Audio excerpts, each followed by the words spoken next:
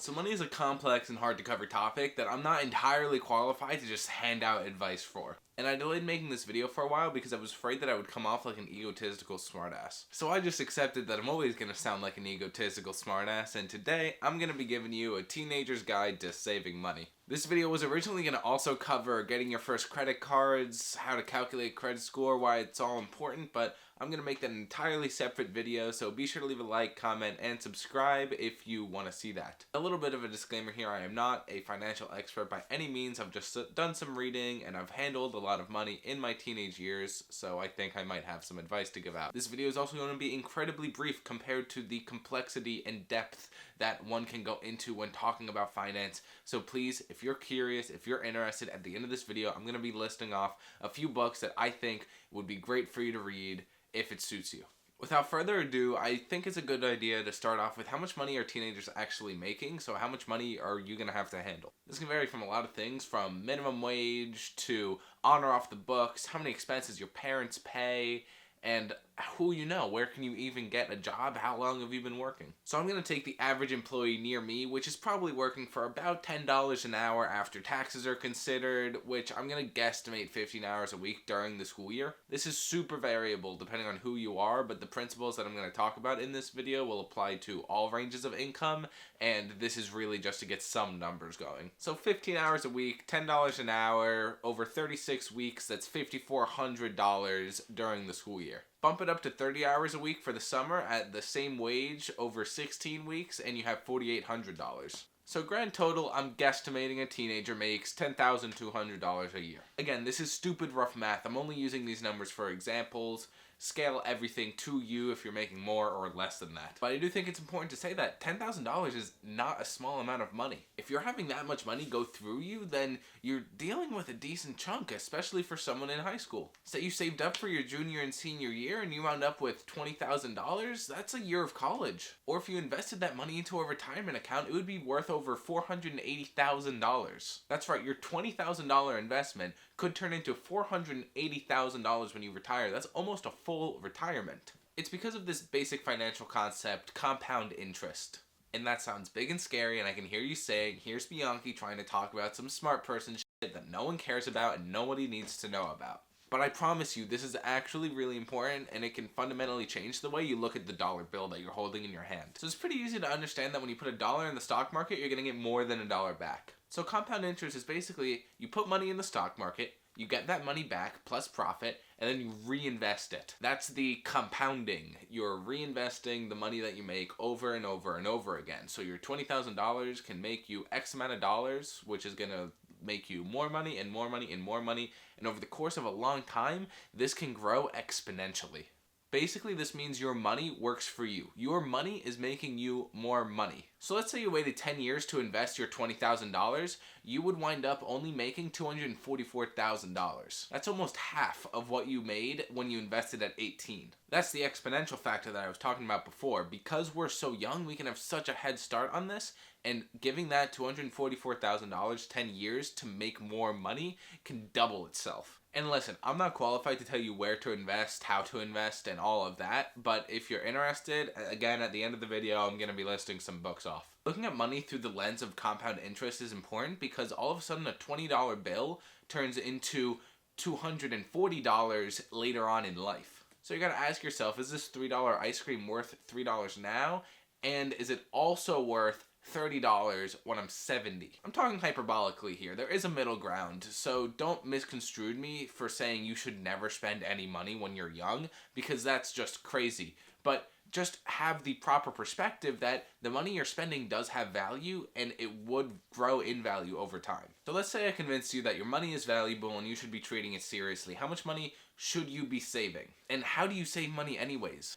Well, the thing with saving is it's not about the money you make, it's about the money you keep. So if I make $500 a week, but I spend it all on random BS, versus you make $250 a week, but you save everything, then who's coming out ahead in the long run? There's this basic budget principle that goes around where it's 50, 30, 20. 50% needs, 30% wants, and 20% savings. Personally, that's not nearly enough savings for me to feel comfortable, but let's take this into account being a teenager where, let's be real, all of your needs are being covered. And listen, if you are contributing to a family fund and your parents don't cover all of your needs, financial literacy is still important, but don't let some random kid on the internet tell you to save all of your money when you might need it to make ends meet. Anecdotally, something that I've seen work is saving 50 to 60% of your income. While I personally save more, I'm a little bit of an extremist in that front. So for the average person coming in here from the beyonds of editing to say 50 to 60% as a teenager, I'm not trying to talk to all adults here. And while I'm here, go down, like and subscribe, and while you're at it, comment, say, I don't know, do you think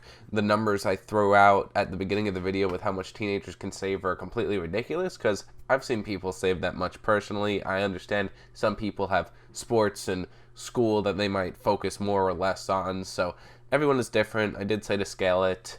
And yeah, let me know what your personal financial experiences are as a teenager. I know that's a personal topic. You don't have to say anything like that, but let's just have a conversation.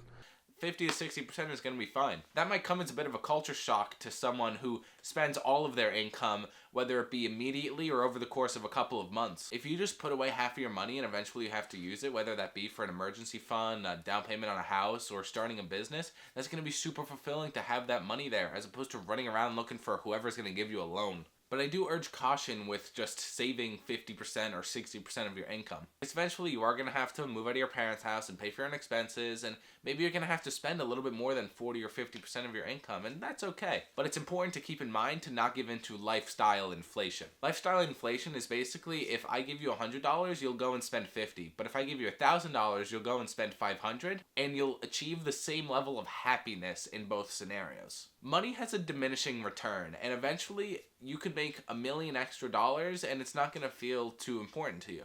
Of course, everyone is going to love $1 million, but what I mean to say is the happiness that triggers when you get $10,000 versus when you get $100,000 is actually relatively similar. So if you set in stone that you're going to save 50% of your income and spend the other half, then you might run into this problem of the grass is always greener on the other side. If I only had $10,000 more a year, if I only had $50,000 more a year, if I only had a little bit more money, if I only had a little bit of a nicer car, you're always going to be looking for that slightly larger amount of money to spend. So it's really important to look at yourself and say, okay, do I really need the Mercedes? Or am I fine where I currently am? Lifestyle inflation is a little bit of a side tangent in this video, so I don't want to delve too deeply into it.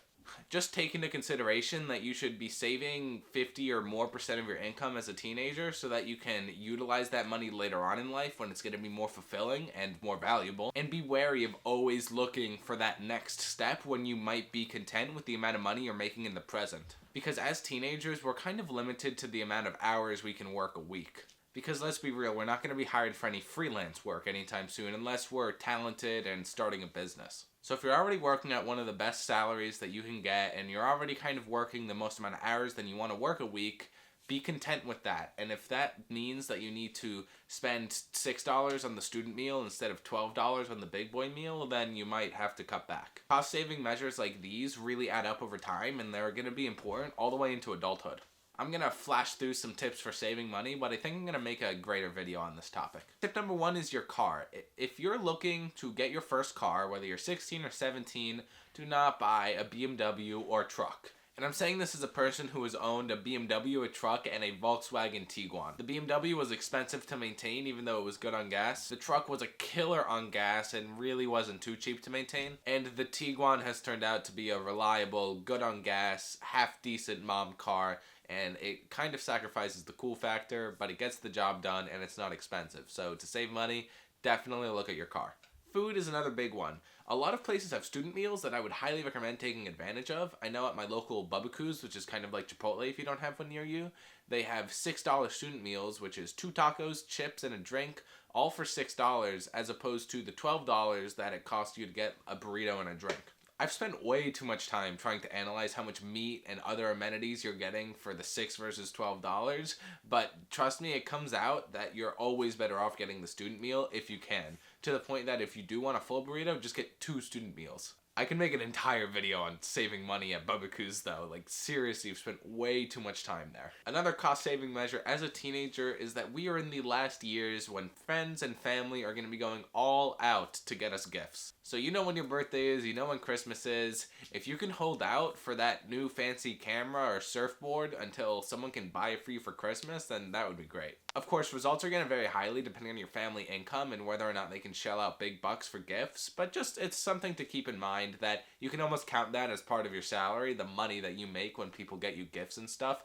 if you hand out lists. The last two are the most important cost-saving measures. Starting off with do not do drugs. People are out here spending $40 a week on nicotine. Over $2,000 a year. Are you kidding? You are crazy. Quit. It's unhealthy. It's hurting your brain development. Like all this laundry list of stuff. Just stop vaping. Stop, please. And finally, don't buy Gucci. Rich people don't pay for Gucci. Gucci pays them.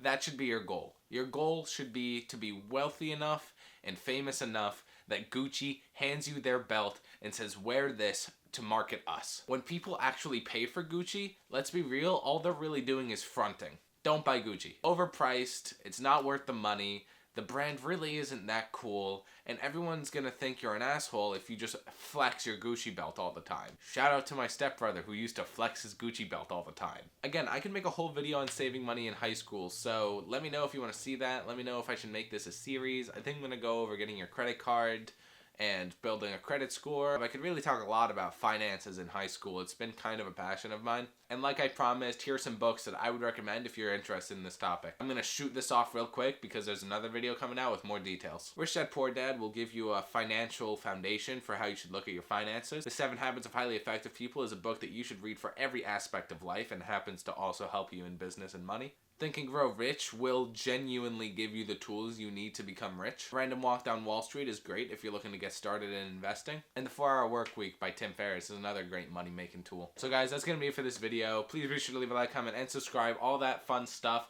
Why the hell are people dislike bombing these videos? I have no idea. But yeah, that's going to be it. Peace.